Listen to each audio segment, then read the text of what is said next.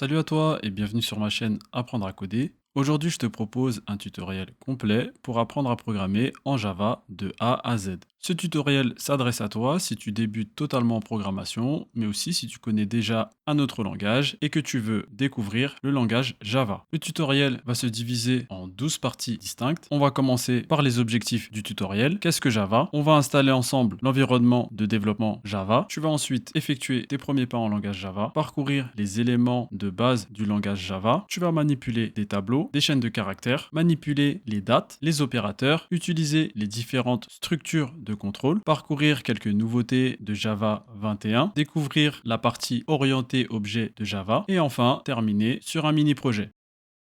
Les objectifs de ce tutoriel sont multiples. Apprendre les concepts de base de la programmation en utilisant le langage Java, être capable de développer un programme en langage Java et l'améliorer. Développer des compétences permettant de postuler à un poste de développeur Java débutant, t'aider à valider un diplôme ou une certification, avoir des bases pour apprendre un autre langage et utiliser des outils modernes d'aide au développement. Si ton objectif est de devenir développeur ou te reconvertir vers les métiers de l'informatique, c'est totalement possible à condition de maîtriser les bases que nous allons voir ensemble. Même avec le développement rapide de l'intelligence artificielle, les entreprises ont toujours et auront encore besoin de développeurs capables de comprendre le code, de le lire, de l'analyser, de le corriger et de le faire évoluer. L'IA est un outil puissant qui permet de développer la productivité du développeur, mais sans compréhension du code, le développement reste superficiel. Avec des bases solides en programmation Java, les opportunités restent nombreuses. Tu peux devenir développeur en CDI, te lancer en freelance, évoluer vers des rôles comme la gestion de projet, travailler à distance ou même t'expatrier à l'étranger. Avant de commencer à coder, on va prendre quelques minutes de théorie. C'est important parce que comprendre ce qu'est Java et comment il fonctionne va t'aider à mieux progresser par la suite. Java est un langage de programmation orienté objet, créé en 1995 par des ingénieurs de Sun Microsystems. Depuis, il est devenu l'un des langages les plus utilisés au monde, notamment dans les applications professionnelles. Concrètement, Java est présent partout. Dans les applications que tu utilises au quotidien, les services en ligne, la formation à distance, les plateformes bancaires, et de nombreuses applications web et mobiles. Sans Java, une grande partie des logiciels et services actuels ne fonctionneraient tout simplement pas. Petite précision importante avant d'aller plus loin, Java et JavaScript, ce n'est pas la même chose. JavaScript est principalement utilisé pour créer des pages web interactives et s'exécute dans le navigateur. Java, lui, est un langage beaucoup plus généraliste, utilisé côté serveur, dans les logiciels, les applications mobiles et les applications utilisées en entreprise. Java est aussi une compétence très recherchée sur le marché du travail. Même aujourd'hui, et encore plus en 2026, il fait partie des langages avec plus grand nombre de développeurs actifs dans le monde. D'après le Stack Overflow Developer Survey 2025, qui interroge des dizaines de milliers de développeurs dans le monde, Java fait toujours partie des langages les plus utilisés. Si l'on regarde l'ensemble des répondants, Java est utilisé par près de 30% des développeurs actifs, ce qui le place devant ou au même niveau que de nombreux langages plus à la mode. On parle ici d'un langage qui a 30 ans. Et ce qui est encore plus intéressant,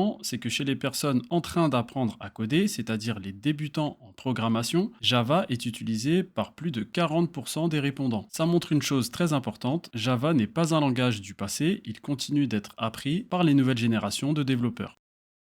Parmi les caractéristiques de Java, il y en a plusieurs à retenir. D'abord, Java est un langage portable. Un programme écrit en Java peut fonctionner sur Windows, Mac ou Linux sans modification. C'est possible grâce à la machine virtuelle Java qu'on appelle la JVM. Java est également orienté objet. Pour faire simple, on va modéliser des éléments du monde réel. Par exemple, une voiture peut avoir un modèle, un nombre de roues, une vitesse, un moteur. Toutes ces caractéristiques deviennent des propriétés et des comportements dans le code. C'est ce principe qui permet de construire des applications claires et bien organisées. Java est aussi un langage fortement typé. Ça signifie que chaque donnée a un type bien précis et que Java fait la différence entre une majuscule et une minuscule. Il faut donc être rigoureux, bien placer les accolades et terminer les instructions par un point-virgule. Ne t'inquiète pas, on verra tout ça tranquillement pendant ce cours. Un autre avantage important de Java, c'est la gestion automatique de la mémoire. En tant que développeur, tu n'as pas à t'en préoccuper directement. Java s'en charge pour toi. C'est l'une des raisons pour lesquelles de nombreuses grandes entreprises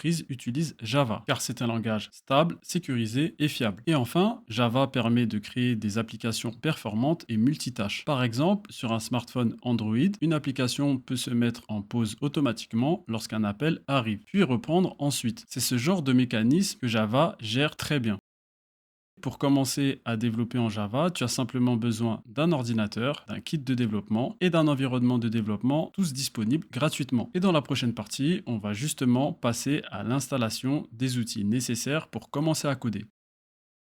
L'environnement de développement Java se compose de deux éléments. Le premier élément, c'est le JDK pour Java Development Kit. En français, c'est le kit de développement Java. Pour faire simple, ce sont tous les outils indispensables pour développer en Java. Il contient le JRE pour Java Runtime Environment, le compilateur et les API Java. Et le deuxième élément, c'est l'IDE pour Integrated Development Environment. C'est donc un environnement de développement intégré qui se compose d'un ensemble d'outils qui vont te permettre d'écrire ton code en augmentant ta productivité et en rendant ton travail plus facile. Pour télécharger le JDK, tu vas ouvrir ton navigateur préféré et taper simplement JDK Oracle. Tu vas ensuite choisir ta région. Moi, je suis en France, donc je vais choisir Oracle France. Sur la page de téléchargement, tu vas sélectionner la dernière version de Java, c'est-à-dire Java 25 en version LTS, qui signifie Long Term Support. Tu auras ainsi la dernière version en termes de stabilité et de fiabilité. Sélectionne ton système d'exploitation. Dans mon cas, je suis sur Windows et clique sur le lien de l'exécutable pour le télécharger. Tu peux ensuite aller dans ton dossier Downloads ou téléchargement si tu as ton ordinateur en français et lancer l'installation du JDK. Dans la première étape, tu peux cliquer sur Next. Deuxième étape, c'est le choix du dossier de destination. Je te conseille de le laisser tel quel par défaut et cliquer sur Next. L'installation démarre et à la fin, tu peux cliquer sur Close et le JDK est maintenant installé sur ton ordinateur.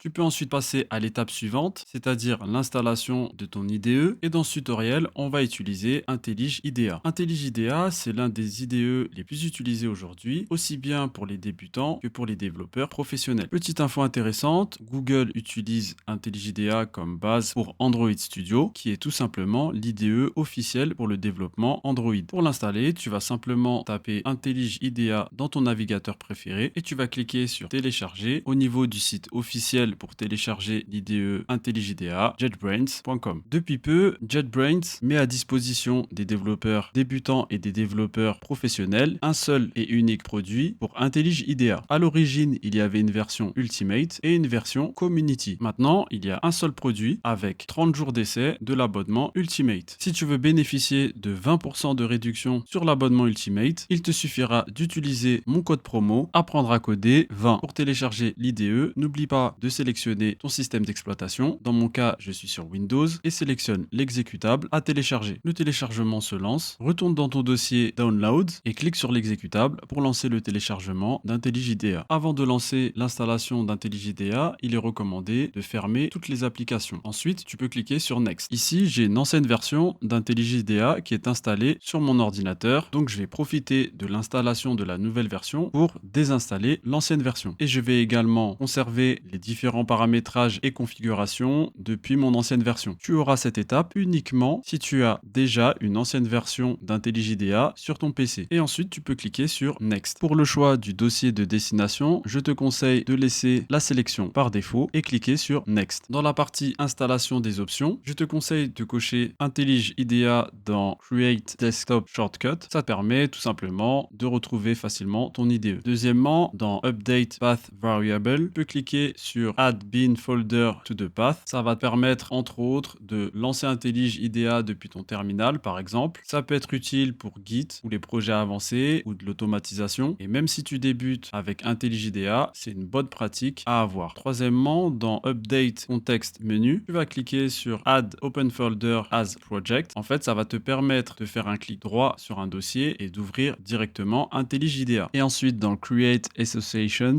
tu vas sélectionner uniquement le point Java pour l'instant, car tu vas travailler essentiellement en langage Java. Ça va t'éviter les conflits si d'autres outils sont installés. Et pour l'instant, les autres extensions ne sont pas nécessaires pour un tuto débutant. Et ensuite, tu peux cliquer sur Next. Dans Choose Start Menu Folder, tu vas laisser JetBrains et cliquer sur Install. L'installation de l'IDE commence. Une fois l'installation terminée, tu peux cliquer sur Run IntelliJ IDEA et cliquer sur Close. Au premier lancement, IntelliJ IDEA peut te proposer quelques écrans de configuration. Tu peux les fermer et tu auras normalement la page d'accueil d'IntelliJ IDEA te permettant de créer ou d'ouvrir un projet et de configurer ton IDE. Ton JDK et ton IDE sont installés. Tu as donc un environnement de développement Java fonctionnel. Et dans la prochaine partie, je vais t'expliquer comment fonctionne Java et ensuite on passera à ton premier programme en langage Java.